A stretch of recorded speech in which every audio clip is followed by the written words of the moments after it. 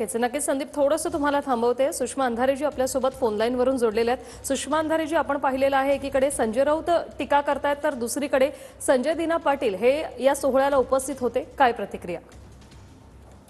कालच्या पुरस्कार सोहळ्याला संजय दिना पाटील होते याची कालच कल्पना होती आणि ते काल सभागृहातही तिथे होते आणि त्या संदर्भात त्यांनी त्यांच्या समाज माध्यमावर याची माहिती सुद्धा शेअर केलेली आहे.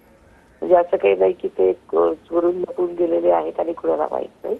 त्यांनी त्याची माहिती समाज माध्यमावर टाकलेली आहे. तो सांस्कृतिक कार्यक्रम होता.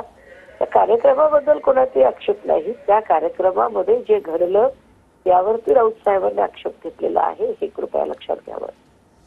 नक्कीच. आणि उदय सामंत यांनी सुषमा अंधारेजी वक्तव्य केलेलं आहे की काही खासदार प्रकाशात आलेत आणि काही अजून प्रकाशात आलेले नाहीयेत. त्यांनी योग्य तो निर्णय घ्यावा असं आवाहन त्यांनी शिवसेनेच्या खासदारांना केलेलं आहे. काय सांगाल? उदय सामंत आता बऱ्यापैकी प्रकाशात आलेले आहेत आणि शिंदे हळूहळू एका खोल अंधार गर्तेमध्ये जात आहे.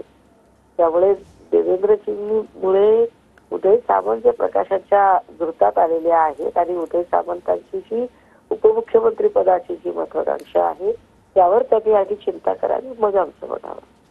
नक्कीच. आज आदित्य ठाकरे हे दिल्लीत जाणार आहेत, खासदारांची भेट घेणार आहेत. ऑपरेशन टायगर संदर्भात काही चर्चा होऊ शकते का? नाही. आदित्यजी जे जाणार आहेत ते एका वेगळ्या कामासाठी जात आहेत, त्यामुळे त्याचा काही संबंध नाही. आणि राहिला प्रश्न, तुम्ही ऑपरेशन टायगर वगैरे म्हणताय, ऍक्च्युअली ते ऑपरेशन ब्लॅकमेलर आहे. लोकांना आधी ब्लॅकमेल करायचं, हॅरेश करायचं, डॅमेज करायचं, वेगवेगळ्या नोटिसा पाठवायच्या, ईडी सीबीआयचा दबाव आणायचा आणि एकदा आपल्या पक्षात आला तो माणूस की क्लीन चिट द्यायची. हीच गोष्ट त्याने रवींद्र वायकरांच्या सोबत केली आहे, भावना गवळींच्या सोबत केली आहे, प्रताप सरनाईक किंवा यशवंत जाधवांच्या सोबतही केलेली आहे. त्यामुळे हे टायगर विगर नाहीत, हे ब्लॅकमेलर लोक आहेत.